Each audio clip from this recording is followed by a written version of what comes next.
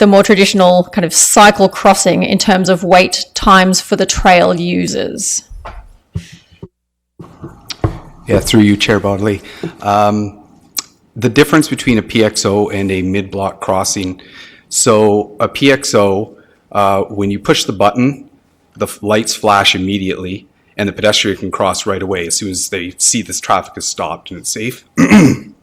With a mid-block crossing, like a full signal, when you push the button, you have to wait for the signal timing to go, cycle through, turn red, then obviously traffic stops and you would move forward at that time. So with the PXO, it's an immediate thing that you get to cross right away. And there is one, as I referenced in the report, that the region has installed in the south end of the Willis Way stop for the ION.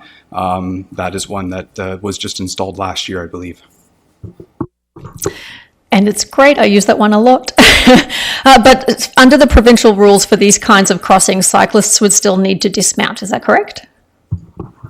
Through you, Chair Bodley. Yes, that is correct. The cyclist would have to dismount and cross as a pedestrian under these conditions.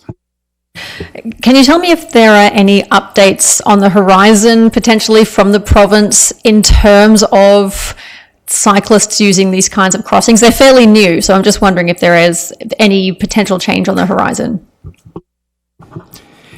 Through you, Chair Bodley. Yes, there are some updates going on right now with respect to Ontario Traffic Manual Book 18, which covers cycling facilities.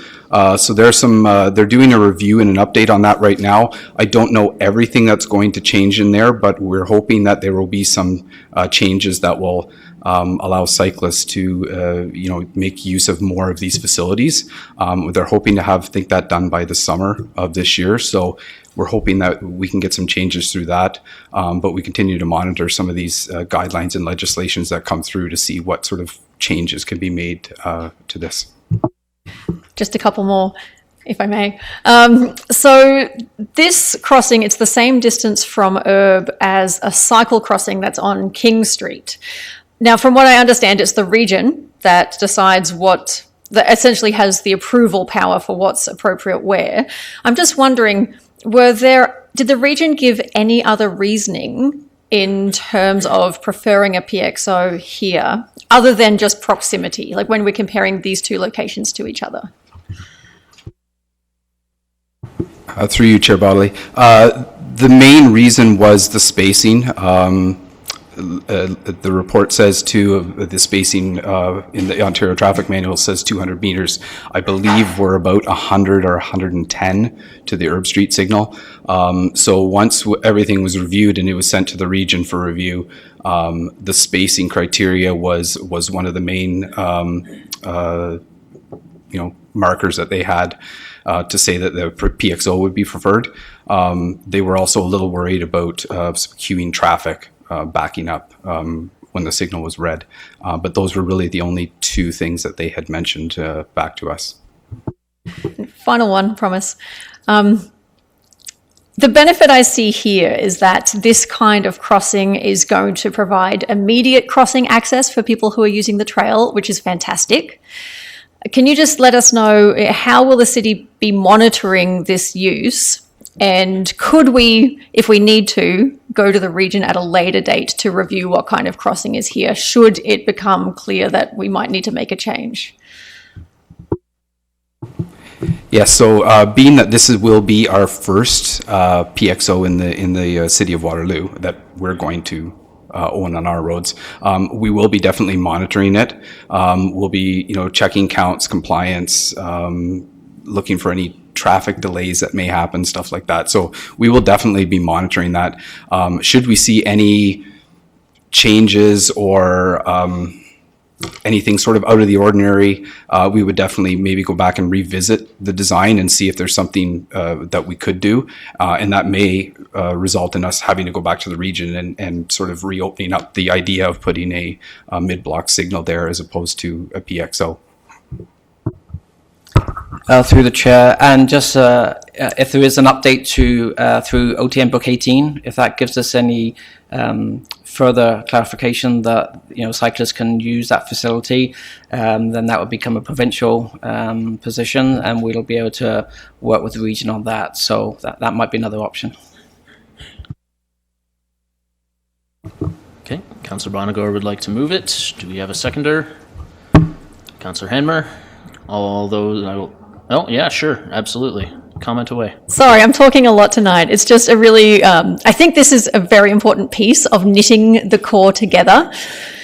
It's going to be great for everyone on the trail, but it's actually also going to be helpful for people who need to drive to the core. Those parking lots on Regina will be a lot more accessible to go from there into the core. So I think it's going to be an important part of meeting everyone's needs. And I know that Ward 7 is very excited to see it happen. So thank you very much. Mayor Jaworski. And I think it will spur usage of the trail systems in Waterloo. I retract my comment. Mayor Jaworski, you're not allowed to speak. Any other comments? No, I will call the vote then. All those in favor? That is everybody. Thank you. Second staff report on 2019 review of museum operations. This is a report for information. I don't believe there is an actual presentation, or is there a presentation? There is indeed. There is. I was misinformed. Please proceed. Thank you. Good evening, members of council. Well, where did 10 years go? The 2019 highlight reel will be remembered with many fulfilling experiences, from a day at the Woodbine Racetrack, curating the Sublime Mr. Seagram exhibit and with the Seagram family, working with the knowledge integration students to present their themed United Nations Sustainable Development Goals exhibits, and adding a number of unique items to our collections, such as BlackBerry devices, a bed frame that was produced by one of our early village furniture makers. However, perhaps the most challenging was figuring out the logistics to take the 1919 Pierce Arrow truck to Buffalo, New York for a 4-month exhibition. These are just some of the ways that the City of Waterloo Museum is a part of what defines our community's unique identity, helping to create a sense of place. The collection that we hold in the public trust contains objects that preserve and promote local stories, and the City of Waterloo is invested in the well-being of our community, collaborating with other organizations and contributing to local cultural planning.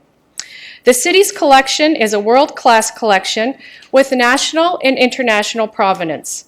The collection represents the past, present, and future of Waterloo's innovation, achievement, and potential. Some of the biggest strengths of a municipal museum are its ability to improve local quality of life through the exposure of culture, enhance feelings of belonging by bringing people together from diverse backgrounds, and help define what it means to be Canadian. In a recent survey of museums across Ontario, the Ontario Museum Association reported that Ontario museums support economic development by attracting skilled workers and visitors and renew downtowns. Museum visits build higher achievement and skills through programs linked to the provincial curriculum. Museums dedicated to local stories and history are key amenities for community pride and culture. Museum programs can also combat social isolation and build senior well-being through volunteer opportunities and specialized programs. Municipalities create value in their communities through the work of their museum. The museum team of staff and volunteers at the City of Waterloo Museum is committed to growth, development, and creating meaningful community engagement. Let me share with you what some of the visitors are saying about us.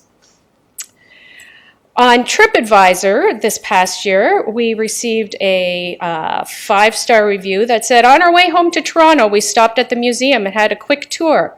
We were instantly greeted by staff who told us about the exhibition, Mr. Seagram and his family, business, passions, good deeds, etc." Yes, it's very small, and some reviewers questioned how it could be called a museum. But as an avid museum goer, I can tell you everything is done well. Also, it's free and opens Tuesday to Sunday in the summer. I was told that they change the exhibits around every 3 months, and the next one is about food safety. Being right at the mall next to the food court, I think brings a very unique option for shoppers, especially for anyone who is bored of accompanying their shopper or family friend. They can have a good alternative while still being under the same roof. The tranquility in the museum and the exhibits are very refreshing, just like stepping into a lagoon. Our programmer, Libby Walker, was out doing an outreach talk to the Waterloo gardeners and received this email. Libby, I'm rarely interested in history, but your fascinating presentation to the Waterloo gardeners last Friday was so intriguing. You included so much interesting information. I especially appreciated the context that you recreated. Your manner is also entertaining, making history accessible even to the disinterested.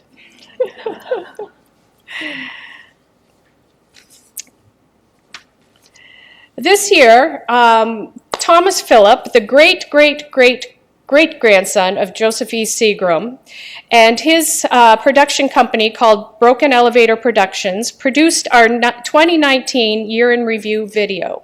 I would like to thank the crew for their exceptional camera work and the video, and now I'm pleased to share it with you.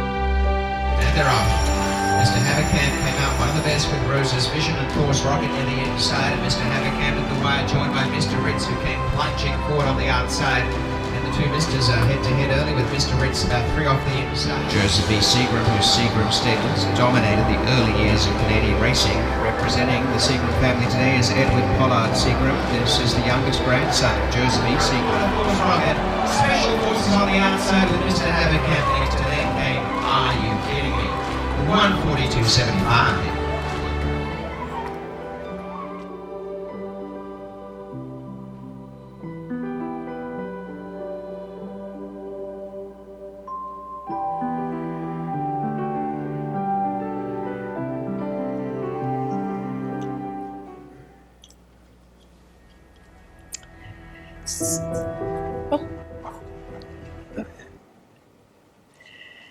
So before I leave the podium, I would like to take a moment to reflect and acknowledge the loss of one of our team members, Richard Moore's fleet supervisor. Richard joined the Pierce Arrow truck team of Mike Goodyear and myself, and in a short period I could see that Richard was keenly interested in the vision of making this exceptional truck available for the public. He took part in our engagements at the Buffalo Transportation Museum and the Mayor's Oktoberfest lunch. He had such enthusiasm and interest in the care and operation of the truck. It was a privilege to have worked with him, and we will miss his positive outlook and contributions. Thank you, and I'd be happy to take any questions. Thank you very much for that presentation and the video, and I share in expressing my condolences to Richard Moores and his family. Looking to council to see if anybody has any questions. Councillor Reith? No questions, but a couple comments. Thank you, Karen, for that. I always enjoy your presentations, and there's always a great little video clip. So, and I want to thank you too for putting together the Woodbine trip back in whenever that was. August. Yeah, it was great. It was so neat to meet some of the Seagram family that were there that day, and it was a beautiful day for a race, and just really it was fun. So, And I should have stuck with number 5. Yeah, I would have won. Yeah, that's right. Anyway, thank you for all all you do, and for great management of the museum. So, Thank you. Thank you for that. And I trust since you're still here that you didn't hit the triactor either. Disappointing. Any other questions or comments? Seeing none, do we need to vote to receive this? I look for somebody to move it. Councillor Bassett, Councillor Veith, Team V.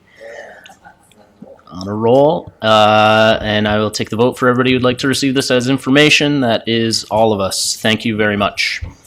Excuse me. And final staff reports on large street gatherings. We have a couple of delegates, and my understanding is that we're going to have one of the delegates start, Darcy Delamere, and we'll have staff to support the delegation and to answer questions afterwards. So thank you very much, and please proceed.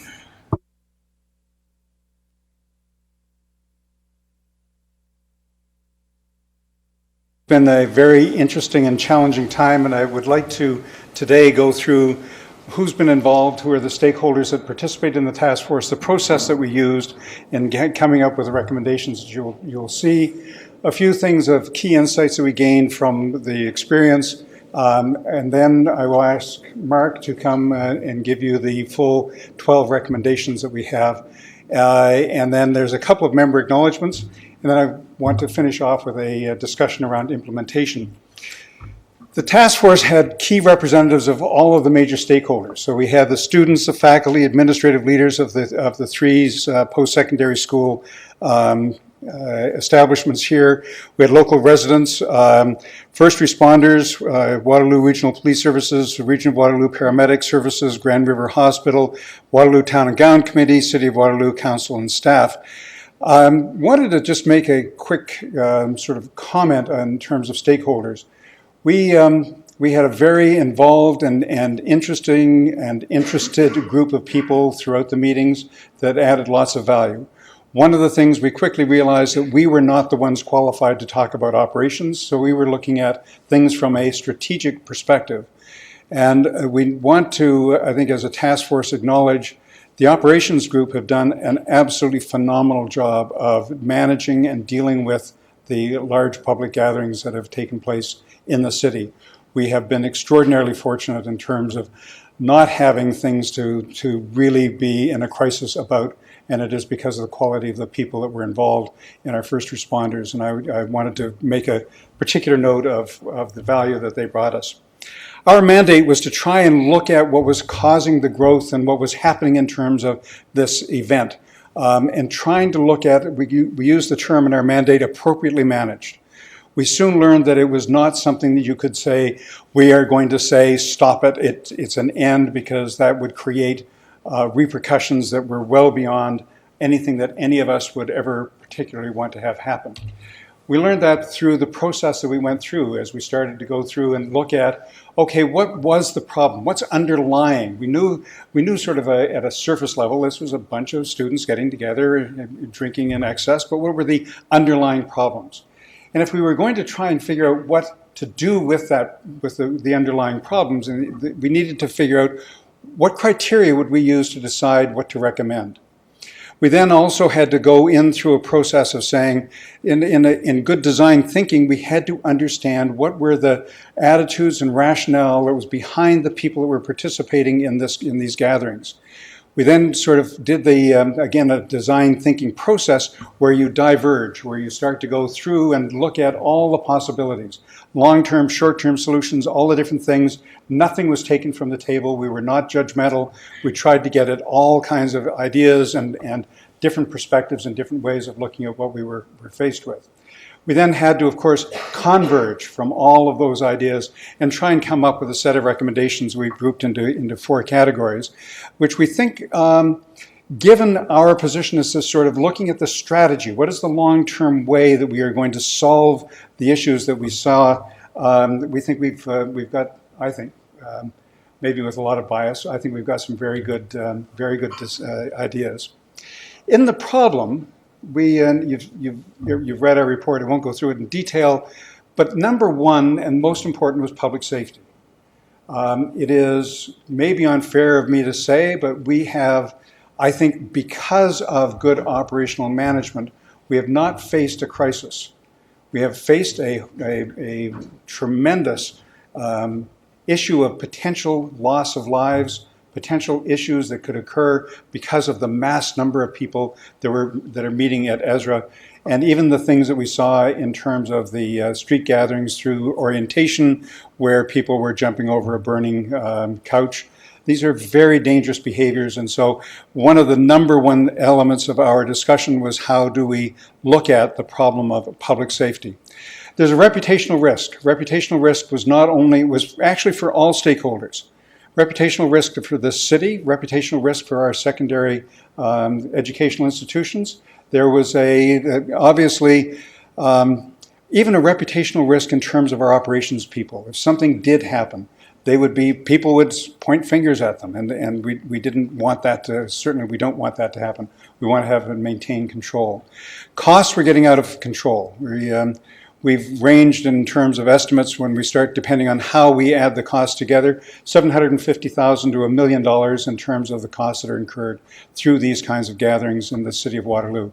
An unbearable cost that as you'll see as we talk about some of the research, our public have said, no, this is not something that we should have. And lastly, we saw a very significant element of our problem was crowd behavior. The psychology of people working to being side by side, having consumed excessive intoxicants, they lower their barrier. I think that if any of you have read Malcolm Gladwell's Talking to Strangers, one of the very interesting things he says is that alcohol shortens your time span. And so as you have way too much alcohol, there's nothing but the here and now. And therefore, people are willing to go and do things, not even thinking of any future consequences. And so crowd behavior is very much a part of the problem that we were looking at. So if we came up with recommendations to solve those problems, what were our decision criteria? How would we do the convergence of all the ideas and weed out the ones that we thought were the best? First of all, we had to come right back to making sure that people and property are well protected. We look at safety, number one. Secondly, we wanted to make sure that we were doing something that was not imposing, that was something that the people that were participating were actually involved in, driving cultural change through the pure elements of students, working with students and trying to make this a quite, to use more my age time, an uncool event. And so that they didn't really want to get involved in. We had to make sure that whatever we came up with was cost effective. Part of what we were trying to do, and one of the problems was to decrease the cost, where we couldn't throw money at it. So we needed to find something that was sustainable and feasible to actually try and do. In that feasibility, we just knew in one extreme we could not create and have riot police try to control crowds, because that would we'd become known as Hong Kong of Canada, and that's not what we want. And finally, that we looked at this as something that is an integrated and collective solutions. We had to make sure that all stakeholders' needs were being met and that we were considering those stakeholder needs and the things that we're doing. We did a number of elements of making sure that those that were representing the various stakeholders around the task force table were supplemented by our actually asking some of the people involved and more in depth in terms of the other stakeholders. So pre and post event student surveys, World Cafe sessions that were actually very, very interesting in terms of the quality of the input given by students in terms of trying to deal with key problems. We had Engage Waterloo and some reach out to neighborhood residents, landlords, and the general public. We provided the research findings in our interim report, But some of the most notable things is this concept of rite of passage. Students at our secondary institutions seem to have a sense that this is a right, that this is something that they must do. And it translates to people at our other universities saying, I want to be part of this. I want to get involved in this. This seems like a wonderful thing. This is how we celebrate being in university. This is how we relieve our stress. Students see that the larger the event, the more important and the better it was. So they liked seeing bigger and larger crowds because it felt like it was a more important thing, and that they would be able to say, I was there when there was 33,000 people, and that we had high densities, and I participated. They ignore and have chosen to ignore the kinds of warnings. We have a door knocker campaign. We've done over the years, the operations group have done a very good job of trying to ensure that all risks are being adequately and fairly communicated.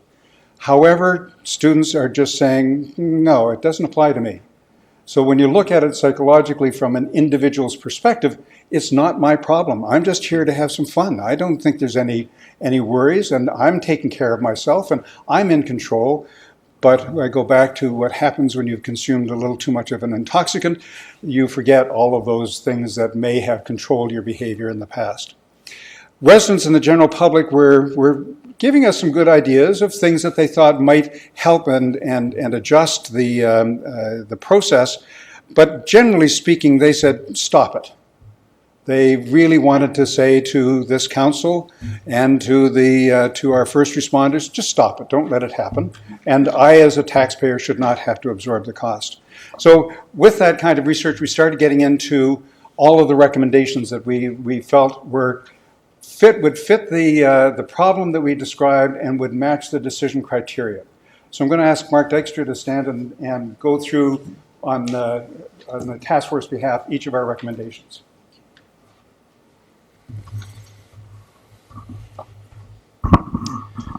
Thank you, Darcy, and on behalf of the task force, many thanks for your work as facilitator with our team and the group there. We appreciate that, and thanks to the task force members that are here tonight in supporting the work that we've done.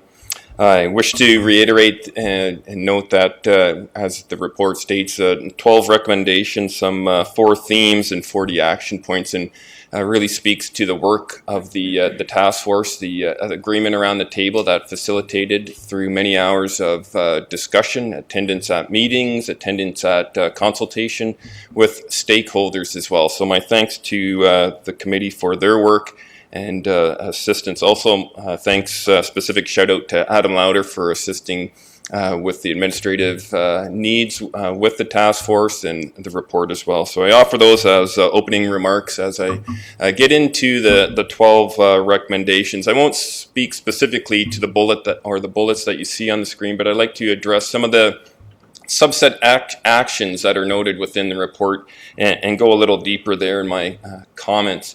First theme, and get into the details here. Operational excellence is the first theme. This first recommendation speaks to that. And as noted already, I just want to emphasize the operations team is an independent group of emergency professionals. They have successfully piloted initiatives to bring about the needed trajectory change that we've seen at homecoming. And we are optimistic they will continue to do so in the future. The action point specific to this recommendation includes an expansion of those initiatives. As well, there's a specific point around enabling and encouraging post-secondary institutions, all of them, when I reference that, Laurier, U of W, and Conestoga, to participate in the operations planning. So 2 key drivers within that recommendation. Moving on to the second theme, culture change. Recommendation 2 notes change the nature of the event. The main point being to overcome the entitlement and rite of passage that exists. Darcy spoke to that already. The focus needs to be on celebrations that are positive for the entire community. And I want to be clear that the task force is recommending that these events need to stop. The task force does not recommend in any way that these events become sanctioned. The image of our community, institutions, and the students are at risk. Specific to the recommendations, I note the following. The institutions should enhance the message to educate their students, alumni about the risks of attending these events, the associated concerns around crimes of opportunity, and the negative image associated with these events. Focus should be on well-being and social not-for-profit when celebrating. To help address the street gathering associated with homecoming, an action point speaks to WLU sharing the outcomes of their review. The task force recommends as well that the mayor has ongoing and specific engagement with the institutional presidents, as well as the local school board trustees to drive the actions. Recommendation number 3, institutional culture. There is a need to shift from a party culture to one of community respect. This message should be strengthened. It builds upon recommendation 2 as well. If you do celebrate in private residence or licensed establishments. Institutions should link this work, the work of positive celebration, to their strat plans. Typically, we see this in a community connection within their plans. As well, another action speaks to institution ensuring that there are mechanisms in place to address inappropriate student behavior associated with these events. And another key point, no operations of institutions should indirectly support a street party culture. Recommendation number 4, student solutions. The task force recognized that students need to be part of the solution. We need that peer-to-peer contact and connection to move forward with the solutions. They need to be engaged. They have been with the student unions. We want to continue that, but on all fronts, we want to include the student body in the discussion moving forward and addressing the noted actions. With regard to the key action here, it's the institutions should formalize academic programs that actively engage students to further identify and implement solutions. And these could be in the forms of multidisciplinary problem-solving events, pitch competitions, course projects, or case competitions. Moving on to the third theme, community impact. There are a number of recommendations within this theme. The first one being recommendation number 5, reduce the financial burden. The task force recognizes the dollars that are being spent to address these unwarranted activities. However, there are some opportunities for efficiencies. The actions speak to the institutions working with first responders to review the financials that they're each putting forward with these events to determine if there are efficiencies. I want to thank our student unions for their support through the task force work, specifically for in-kind and indirect support, and we see that continuing as we move forward as well, specific to recommendation 10. The task force does recognize that funding may need to increase to bring about the needed trajectory change. We're optimistic that the short-term costs will help bring the long-term cost savings. Focusing on advocacy within the community impact, there's a role here for all of us, and this recommendation really speaks to the recognition that there are a number of professional associations at a provincial level that the stakeholders are engaged with. So collaboration needs to happen at these provincial associations, whether it's the Ontario Town and Gown, the Association of Municipalities of Ontario, the Council of Ontario Universities, Colleges of Ontario, Ontario Chiefs of Police, and Ontario Student Alliance. We must advocate with our peers at this level to brainstorm on solutions and to understand best practices. An area where we've seen this success is with the current homecoming schedule that the institutions have put in place to offset some of the attendance issues. Recommendation number 7 within this community impact theme speaks to legislative improvements, and it looks for us to lobby the province for legislative improvements with respect to municipal enforcement. I note all various legal, operational, and logistics considerations should be reviewed as this tool moves forward. Some examples of the action points here speak to a community safety zone, similar to a construction safety zone where we would see set fines increasing. Also, the request to place the onus on the person for identification once administering a charge under the bylaw, and the ability to collect default fines at a municipal level. And lastly, at a local level, what we can do, we see the value of a party registry similar to what Guelph is undertaking, and that should be reviewed as we look at our work here. Moving on to one of the last items within the community impact, recommendation 8, change the built form.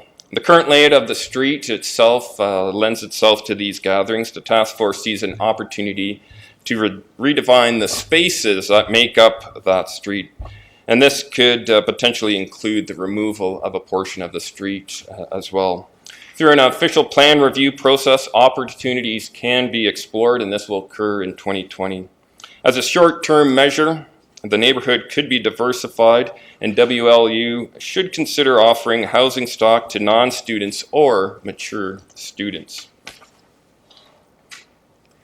Landlord education. The task force has done consultation with the landlords post our interim report. The task force sees an opportunity to further engage the landlords to provide education around the issue. At a practical level, we have already been engaging the landlords to look at procurement opportunities associated with some temporary fencing for the day of the event. I'll now focus on the theme of ongoing initiatives.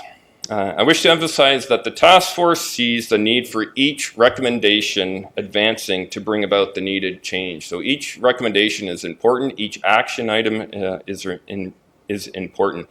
However, a key driver to link all of the 12 recommendations and associated actions will be a strong communications plan. The communications plan must address the rite of passage, the fear of missing out, and speak to the risks associated with attending these events. The communications plan must speak to teenagers, young adults, secondary, post-secondary students, alumni, parents, and non-locals. The message must be authentic and focused on motivations for Gen Z. It is great to see the institutions already collaborating with the city as we look to fund and advance the communications plan. As well, the student unions have acknowledged their in-kind and indirect support as we advance the communications plan. So the work is moving forward, and it will occur shortly after the next event in this area to advance it further. I note that ongoing communications in the plan is advancing and is supporting the current operations. The momentum of the task force must keep going, hence the need for recommendation number 11, ongoing collaboration. To achieve success, the task force has identified the implementers and collaborators for each of the recommendations and actions. I note there is a strong role for the City of Waterloo's Town and Gown Committee to advance the needed collaboration. And finally, speaking to recommendation number 12, speaks on measuring outcomes. Very self-explanatory, and basically research should guide our efficacy. A key action, though, in this recommendation is the annual reporting back on progress to this council, and I trust that the other governing bodies will receive similar reports from the task force members. With this slide, I conclude my portion of the presentation and wish to invite Sky Knipp, Vice President of WLU's Student Union, to say a few words. Sky?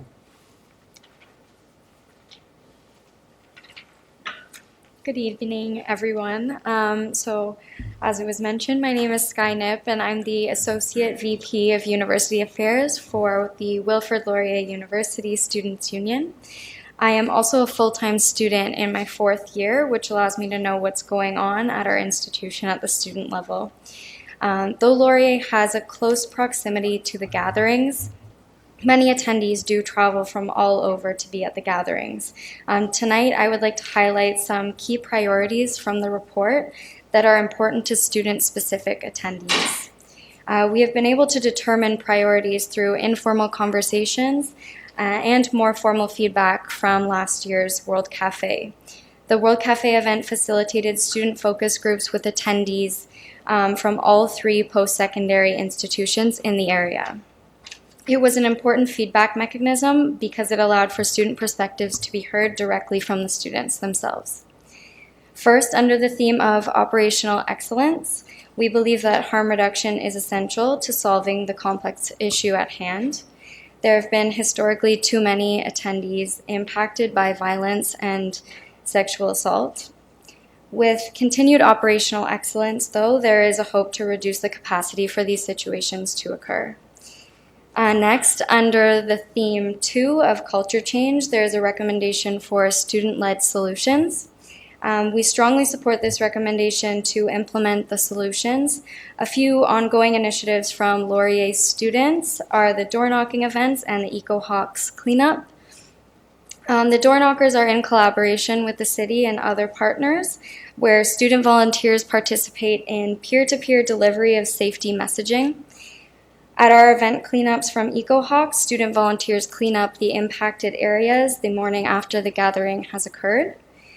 As well, through the social entrepreneurship option or programming, we have a group of students actively working on ideation for solutions that will be presented in council chambers at the end of March. And I had the opportunity to meet with the group earlier today, and they are making good progress on their interviews and survey collections. And their next steps will be to come up with solutions based on their data analysis. For those of you interested, the door knocking event will be on Tuesday, March 10th from 6 to 8 p.m. And we will be meeting behind the Lazaridis building at Laurier. The Students' Union will also be releasing a marketing campaign the same week promoting safety and respect, as well as debunking the expectations versus the realities of these types of events. Finally, I'd like to thank the council members and the mayor for meeting with us at the Students' Union to discuss during our local advocacy different solutions on this topic. And thank you to everyone on the task force for collaborative efforts. The Students' Union is committed to the task force, and we are looking forward to our continued participation. Thank you.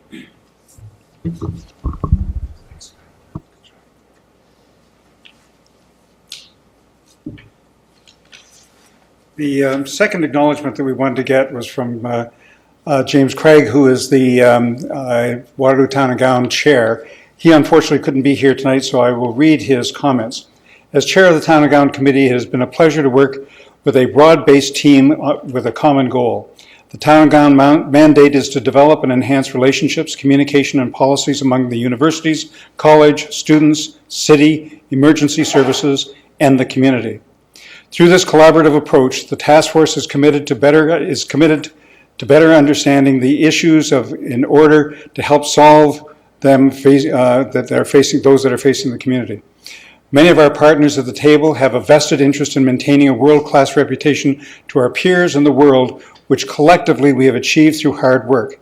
As such, the recommendations provided here tonight bring together collaborative spirit to help solve the quote, wicked problem, unquote, of large unsanctioned street parties. Town and Gown will play a significant role in outlining specifically in theme 4 of the report. We look forward to work with our partners in preparing a comprehensive communication plan, leading ongoing collaboration, and lastly, measure the outcomes of our efforts.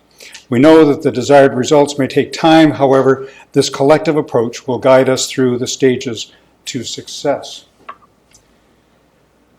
I would like to turn to implementation. As James has mentioned in his note, Town and Gown have taken on responsibility to lead the implementation and be sort of the coordinating body. They report to you on an annual basis, and I'm sure if you require more than that, although they probably wouldn't like me saying that, you will have at least their reports in terms of they being a consolidating body. We believe that all of the task force stakeholders play a very key role in working and integrating their efforts together. And you see in the following table that there are a number of ideas and a number of things that are going on in terms of each of the initiatives that Mark has covered. One of the things that I wanted to comment on, by the way, just in following on Sky's commentary, today I had the opportunity to go to the Changemaker Challenge at for the undergraduate business students at Laurier, and saw 21 proposals of students teams trying to look at coming up with solutions. So the university is clearly, obviously, going to try and help tap into student brain power to try and find solutions that are going to work. And it is, I think, really understanding what is in the mindset of the students that are going to help us as we move forward. Adam, I think you wanted to address the one comment on the change the build form. Certainly, yeah, if I could. You'll note that there's some red text there. It is kind of by accident, but has been inserted after the fact. The report, in table 1 of the report, on page 48 and 49 of the packet, doesn't have that particular text. So we'd be putting forward for council consideration an additional recommendation that brings that text forward into table 1 of the report. Over to you, Darcy. Thanks, Adam. So finally, if I might notice that there is a very broad group of people that are going to lead and collaborate in terms of moving this forward, and I think this sort of ends the report. It has been a pleasure to work with all of the various stakeholders in trying to generate these recommendations, which I truly do believe, if we are successful in integrating the efforts of all of those involved, will result in something that is dramatically different than we experienced last year. So thank you very much for your time and attention. I'll sit back down, and you can, if you have any questions of the task force, we can probably run them through Mark, I would presume. Excellent. Thank you very much, Darcy and Mark and Adam and Sky, and to everybody on the task force for their work in putting this report together. Lots of great information for council here. And so I will look to council for any questions they have of staff or the delegate. Councillor Bonagor. Thank you, and through you, Chair Bodley.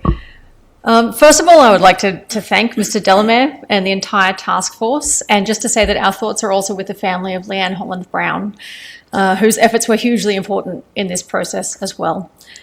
This is an immense amount of work, and it provides insight and valuable suggestions for a path out of what has become quite a mess. It's quite clear that the status quo cannot continue. And Ms. Nip is correct. Too many attendees have been impacted by violence and sexual assault. The public has been calling for universities and the college to step up and really grapple with this growing problem alongside the city and first responders. And I think this task force has really put together an outline of how that can happen. I do have a few questions. When it comes to that suggestion for replanning the built form and replanning the neighbourhood, I mean, how do you imagine that could discourage these gatherings? And is there a possibility that reconfiguration could inadvertently lead to another kind of problem? Through you, Chair Bodley, so those discussions would take place within the next year with Laurier, between city and Laurier, and would be brought forward for council consideration in the city's official plan update. And so it is too early to tell what exactly it could look like, given that there haven't really been a lot of discussions on what it could look like. But one model might be, allowing the institution to grow more fully into that area, maybe more of a mixed-use nature to it.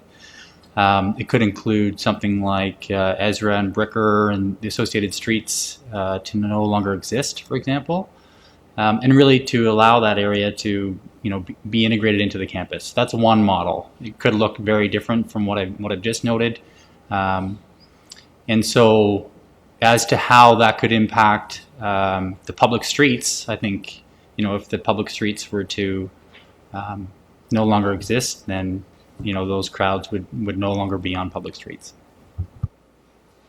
I just have a couple more. So, Mr. Delamere, you pointed out that students kind of ignore the traditional warnings, including things like the door knocker campaign. As we're getting ready for this year's St. Patrick's Day, are we still doing that door knocker campaign? And have we had time to factor this information into this year, or is it something that we'll really see impacting our approach next year and beyond? Yep, through the chair. The door knocker campaign is not as effective as we believe it in our original times of doing it. because it is ignored. They do not recognize it, they don't see it. However, there's a couple of things. One, yes, there are still some that use it, so some that become aware of it. Secondly, it is also one of those things that if we didn't do it, if the city and the students and the institutions weren't doing things that we're saying, we don't want this to happen, I think we increase our, can't speak legally, but I think we would be faced with having a difficulty, even a reputational difficulty. What have you done? Well, what we have done is at least we've informed people of the risk. Whether they chose, in our research, we found that they chose to ignore it is a very different thing. So I think it's a thing that we have to continue to do, just as I think we have to continue to put up signs saying this is not a sanctioned event, you're at your own risk or whatever, the kinds of things that we need to make clear that this is not a sanctioned activity. And so I think the door knocker campaign should continue. Given that St. Patrick's Day is not very far away, I'm just wondering, operationally, what can residents expect on the streets this year, given that this is such a kind of a long forecasted document? Like this report isn't really meant to impact this year. So while I have you here, can you please give us an idea of what changes might be coming and what residents can expect for this year? I'll take that question, thanks. So it's important to remember that the task force operates independently of the operations team, which is tasked with all the operational planning and event day management. So that planning is essentially being concluded and is ready to go for this year's event. And the operational planning essentially is based on the same model that we used for homecoming, with an expectation, obviously, that the crowds will be more significant than they were for homecoming 2019. Looking to council for other questions. Councillor Freeman. Through you, Chair Bonnelly. One of the challenges we've had in the past around communications, in addition to students not necessarily paying good attention to the information provided in the door knockers, is that our media partners tend to provide free advertising for the event substantially. Like I feel as though they've made it into this no miss rite of passage event. How do we embrace our media partners? I just found out today that there's a radio station selling T-shirts to say I survived Ezra Avenue or something. I mean, it seems so unacceptable. When people are getting hurt, people are ending up in the ICU. Some people could really die because of this event, and some people have died in the past because of this event, and we have media partners that think this is a fun event that they want to advertise. How do we stop this? Through the chair to the councillor, some of those efforts that are outlined in recommendation 10 speaks to where we need to go with the communications plan. So there's a broad approach, and we need to use the regular mainstream media outlets to support that message, to speak about the rite of passage issue, the fear of missing out, the risks associated with these crimes of opportunity, the sexual assault potential, all those pieces. So we need to connect with the mainstream media. We are doing that as part of the rollout for this coming event. There are a number of communications going on and conversations to get these points across to the public and the media to support the change that needs to occur. So there's a plan forward currently. We will strengthen that plan moving forward as we develop our communications plan. We also need to recognize that while we talk about mainstream media, there's significant social media. We need to connect with that user group as well. So we need to do all that we can on every front on that. I can't speak to the specific items that you've noted. We can follow up as we get more information on that. With regard to the changing nature of the operational nature on the day, what's the plan if people start migrating to houses, to other streets? effectively infiltrating the surrounding neighborhood? And how are you communicating to that broader homeownership? Like, I don't know how big the door knocking campaign goes and that kind of thing. I'll take the front end of that and perhaps let Mark take the second half of that. So I can tell you that the operational planning does include contingencies for having to deal with larger house parties in the surrounding student neighborhoods. We're well prepared for that. So I'd note to the to support that, we recognize through the task force work, if people do move off the street, we needed a plan to understand what that would look like. The operations team has considered that. We note that home, do it responsibly. Look at the licensed establishments to do your celebration. That's a key message that we've seen.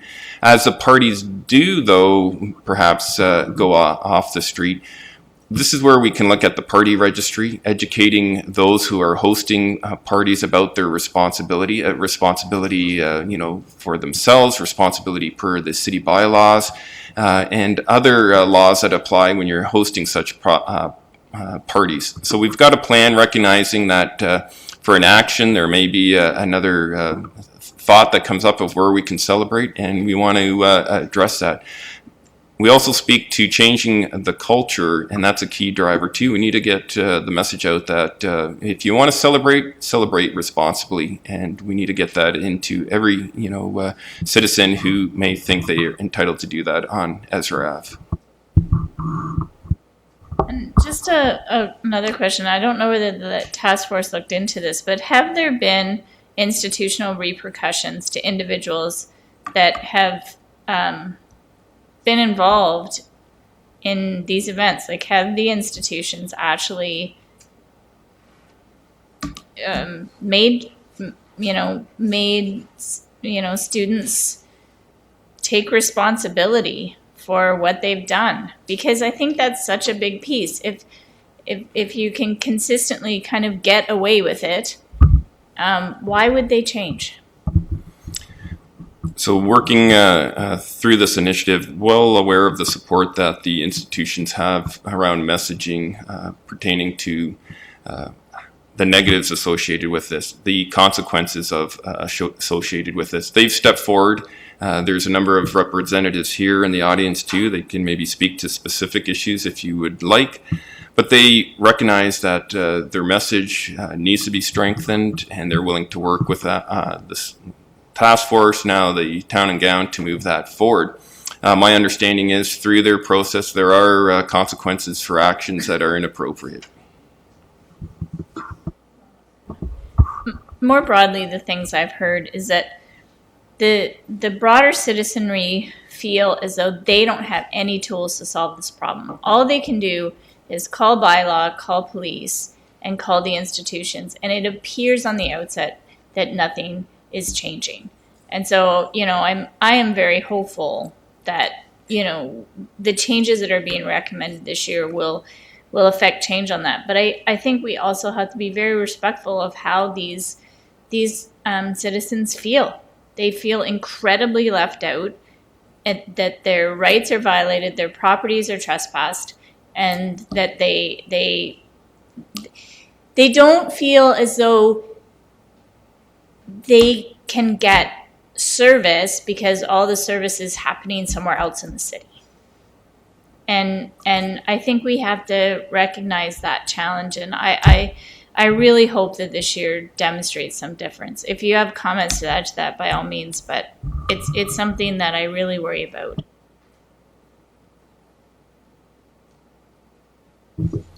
Thank you.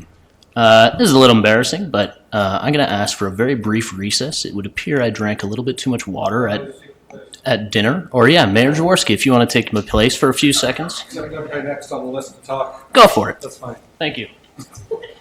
Might as well just keep on going. Next up was Councillor Hammer. I saw your hand up. Go ahead, Councillor Hammer. Thank you, Mayor Jaworski, through you.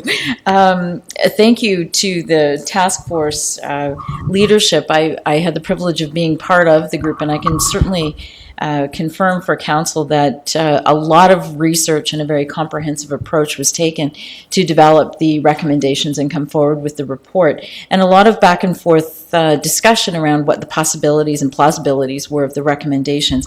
Is it perfect? Have we gotten all the way there? Not sure yet, but I think we certainly are on a good path forward to really focus on the areas of concern for what I'm hearing from citizens, and that's public safety and the cost, and shifting that cost to a more responsible component. We've seen lots of recommendations, and I look forward to seeing Town and Gown carry it through.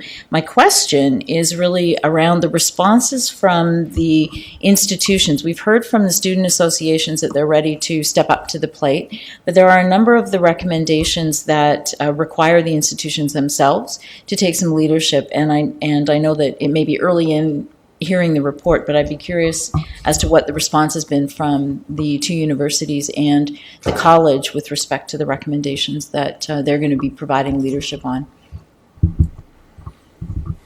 Through you, Mayor, to Councillor Hamner, response very positive and very supportive as we've moved forward and moved through the recommendations. If either, I know U of W is here as well, Mr. Reed, and WLU, Mr. Rougeau, so if they wish to have comment to council, they can do so as well. We're advancing collectively, and we're a strong move forward pieces on this. I'm aware the mayor has met with the presidents and had a conversation with their leads as well to advance the actions that are needed here. So a strong support by that signal as well to help advance the conversation around these recommendations. Okay, thank you. If the representatives, we changed chairs right in the middle. If the representatives from the universities want to comment, that's all right, welcome them to comment. Put them on the spot. They're in the back of the room.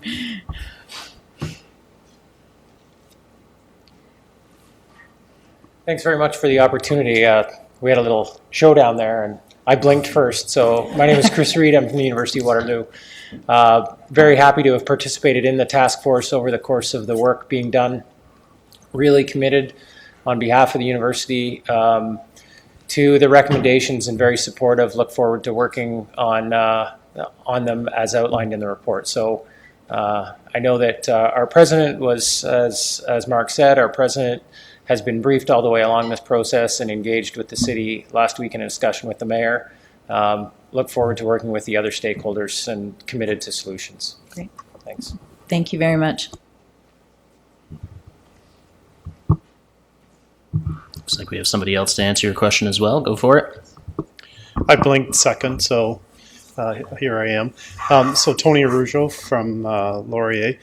The task force work was very involved and very fulfilling for me to be there and have all these brains together to think through some of the solutions and recommendations. We've been working and struggling, certainly at our university, for a number of years with this issue, working very hard with our community partners, with the City of Waterloo and everyone. So it's really, I think, a watershed moment to see this report come forward, the kinds of recommendations that are here that will help really change the direction of this type of street gathering. So thank you very much for that opportunity to participate. Thank you both for your comments. It is important, I think, for us to see that not only are the words there of the collaborative effort, but we have the commitment from everyone who has been involved and in seeing this through. So that's great. Thank you. Thank you. Any other questions from council? Councillor Freeman? Sorry, I just thought of one more. Can some folks from the task force outline what success looks like for you for this year? What are your measurables? What's your measurables? How will you define success? Through the chair to the councillor, well, I think the word sort of a watershed or milestone moment as we've come together here with this report. So there's significant work that's been done there. So there's a success that we see. The move forward in the collaborative approach that I'm sensing, also a success that I see advancing as well. In terms of the operations day of pieces, all those the success that we've seen in the past, and I wish to see that continue in the future, and that's I think, well at hand with the operations team, so we see that. Also, definitely the trajectory change from that, and less, folks, the density would be a decrease in that would be a great measure in terms of success where we want to be going forward. Report speaks to safety and the need to address the community safety first and foremost, and I believe that is where we're going in a positive way. Okay, seeing no other questions, I think Mayor Jaworski has some sort of final comments there. Well, I'd like to move the recommendation with some comments, and just for all the viewers on YouTube, because I know there's a lot of them today, that Council direct, we're going to receive this report as information. Number 2, the recommendation states that Council will direct the Town and Gown Committee to advance monitoring and implementation of the large street gathering final report recommendations. And then 3, that Waterloo City Council thanks the large street gathering task force members for their commitment and dedication to completing the large street gatherings final report dated March 2nd, 2020, as amended by Adam, and further that the task force be dissolved. So I'd like to move that and then have some comments. Do we have a seconder? Councillor Bonagor, comments? So I think the when you're looking at us, Waterloo, Ontario, Canada, Canada's education city, all the great benefits of 3 excellent post-secondary institutions generating top talent, 10, 12,000 graduates each and every year, hundreds of millions of dollars of economic benefit generated by these institutions, the global expertise that is brought to our community, and then the attractiveness to students across Ontario, Canada, and even internationally. And, you think about all that, and you think about all the benefits, and we have one issue. One big issue, but one issue. So in that sense, we can be thankful. I'm convinced that the task force itself left no stone unturned. When we kicked this off about 2 years ago here in these council chambers that we're going to have this task force, we couldn't see what the future would look like, but we knew that we had to do something, and something significant. And so to see that the themes, the 12 recommendations, the 40 different action items, to see all the groups itemized on there of who will take action, and to see that collaborative approach, I really think that speaks to the spirit of Waterloo and our community to say we're going to come together and we're going to figure this out. No one else has, but we're going to give it our best shot. I think, in my mind, the communications plan is one of the key items going forward to move this in the absolute right direction and ending what we have today. I believe that peer pressure, you can always hear more from the mayor and old folk like me, but that doesn't really solve the problem. I really think that the peer pressure is the way to go. And to thank in particular Sky, for all your efforts. You represent the silent majority, the excellent students who have come to our community to gain an excellent education, and we don't want this to be a blot on that educational experience that we offer here in Waterloo. And I think that this is a time where students have begun to speak up, have always been involved. And I can be thankful for all the students of being involved as the Eco-Hawks and helping clean up the Door Knocker campaign. Really what we want to do is make sure that, we really don't have a blotch going forward. When you're going through those interviews in 2022, that you're not asked about that one day in 2021 where something bad happened. And we don't want that. And I think that's what we want as a community. Certainly community members do want to see this balance between their rights, R-I-G-H-T, and that rite of passage, R-I-T-E. And we really need to see that balance, because the rite of passage really doesn't exist. A rite of passage is a celebration of something special in your life, and this is not something. It's a selfie moment at most, quite honestly, and that's what really needs to disappear. There's a lot of other places you can get selfies. Go for it there. This is on its way towards resolution. We'll see how it evolves, and it will have to zig and to zag over the years to come, but I'm pleased to see that the community has come together to put together an excellent report, and I would like to thank, on behalf of all City Council, all the people who've come together over those 2 years. Thank you, Mayor Jaworski. And so before I call the vote, I just wanted to echo that from the chair here. I know one of the recommendations here is for City Council to thank the task force. And on behalf of the remainder of Council, I do want to very much thank the task force for all of the hard work that we've done, and to highlight hard work that you've done, and to highlight sort of the expertise and the collaboration that we were able to bring together on this task force. Representatives from each of the 3 post-secondary institutions, representatives from the Students' Union, representatives from the city, from the hospital, from the school board, from the neighborhood associations, from paramedics, from police services. It's really excellent to see so many people and different stakeholders within the community come together to put forward such a great report and give us some things to work on to try and solve this quote wicked problem. So thank you very much. And although we are dissolving the task force, that doesn't mean that our work has completed. We still have number 11 and 12 within that report, ongoing collaboration, measuring outcomes, and work that we're going to do at the city and our partners are going to work on as well too. So thank you very much. And with that, I'll call the vote. All those in favor of the recommendations in the report? That is everybody. Thank you very much. Moving on, we have no public meetings. We have no consideration of notice of motion given at a previous meeting. We have no notice of motions. We do have a couple of communications and correspondence.